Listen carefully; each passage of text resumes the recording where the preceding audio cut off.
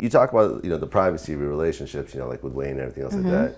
But the French Montana thing seemed like it was very public, and it seemed like almost like a very switch from your usual kind of style. Because you guys would be going on like promo runs together, and I mean it was like I've heard the other interviews. I've heard how you kind of described the relationship, how you guys were very close friends. But did you guys both decide to put it out there publicly? Well, me and French was never in a relationship. We were friends. He was a great friend of mine. And I just think sometimes in a friendship, you need to learn the friend. You need to build with that person to make sure this is the person that you really want to be around, and a person that you're giving your energy and your time to. You're with almost every single day for almost 2 years. So therefore, you were with French every single day. Not every single day, but predominantly we were around all the time. We worked together. We were doing music. We was doing a business venture together. I was like, he was helping me with a lot of stuff, with my deal, with everything, and I have so much respect for him. And I feel I was there through a lot of his moments, a lot of pivotal moments, a lot of moments that the rest of the world didn't get to see.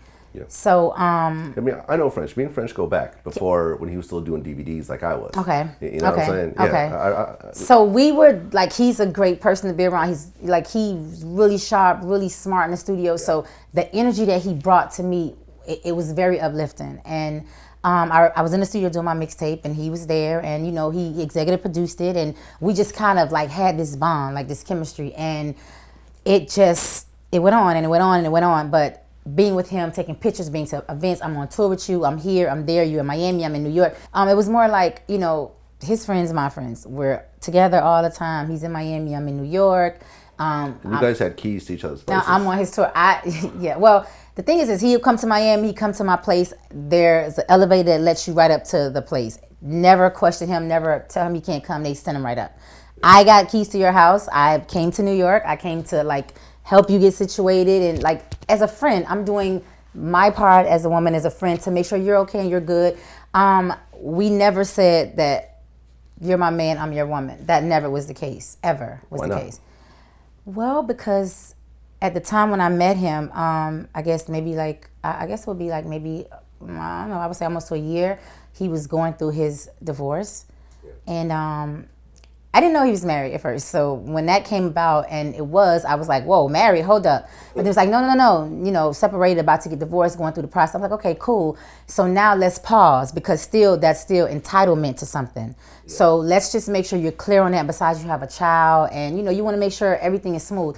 So, just being a friend, I'm a person that I want to, because I feel like if a relationship doesn't work out, at least you still have the friendship with somebody. You don't want to never disrespect that. So being your friend, I'm here to I'm more guided. I'm able to be here for you. You're able to be there for me. There's no titles. We're just living our lives day by day by day by day. If something moves further, then let it be. If not, then let it be also. And that's kind of how it was with me and him. And, but being together all the time, being around you all the time, and you being around me all the time. And I just feel like within that situation, there was a certain commitment that I can't run around with nobody, and you're not running around with nobody. We're not going to bring that into this because out of respect.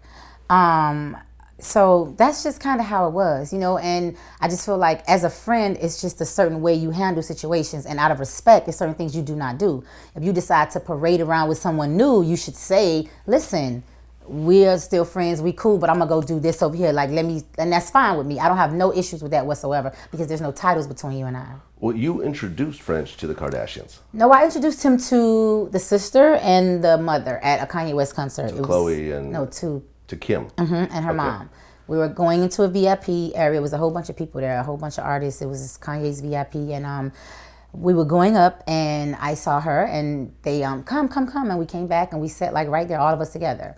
And I was like, hi, this is Kris Jenner, this is Kim, and and that's how it happened. So you knew Kim for a while? Been known Kim for a while. Been known Kim for couple years. Okay. Yeah. Now, were you guys friends or? We were good. When you say friends, meaning we talked, we text. Okay. I will say we would text all the time. We talked on the phone a few times. More texting than anything. It was always, girls hey, what you doing? what's up? I miss you, like, whatever. I sent her flowers for her birthday. I went to her wedding. Like, we just had, like, a certain kind of bond. When I met her, honestly. Her wedding to her previous wedding before Kanye. Yeah. So, with that being said, when I met her, I was, like, dealing with a little situation, and she was the one that pulled me to the side to, like, strengthen me out of that situation. It was just awkward. You know, it's like, it's the first time I'm in front of her, and I'm dealing with, like, a situation, and I'm sitting there at the table eating dinner, and I think I basically saw this person and almost started crying, and then she was like, oh, no, we don't do that, and we go in the bathroom, we get chocolate, we get candy, we wipe the tears, and we, like, come out, and you fierce, and you, like, let them know you're the one, you know, kind of that moment. So, you know, I have a lot of respect for her. She's an amazing person, and, you know, but that's just kind of how it was. I mean, like I said, I've known French for a long time, right? Like, before anyone took him seriously as a rapper, I kind of saw him, the moves that he made to get him to where he is. And the one thing I can say about French is that he's strategic in what he does. Like, everything is kind of like a business move, because, you know, if you remember, first he kind of aligned himself with Max B, then he aligned himself with Gucci.